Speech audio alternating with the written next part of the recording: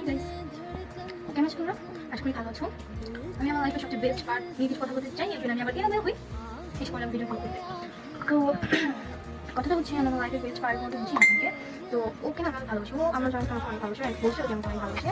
তো কথা হচ্ছে ওরা আমাকে বুঝে না, মানে বুঝে না বলতেই চলে, কারণ আমি কোন জিনিসটাতে হার্ড হয়ে বুঝি না, ঠিক আছে? মানে ধরেন একটা কথা বলবো, কথা আমার খারাপ লাগছে, আমি বললাম আচ্ছা ঠিক আছে, আমি যে স্মাইল স্মাইলটা আছে না ওইটা দিই। আচ্ছা কোন মানুষটা আমার ফ্রেন্ডরা আমার যে মানে আমার হিটার্স কোনো একটা ওই ইমোজি দিলে ওরা আমাকে বলে কি হয়েছে তোমার বল, আর ও আমাকে কিছুই বলে না, তোমার আচ্ছা আমি সারাদিন কথা বলবো আমার খুঁজে না, ঠিক আছে?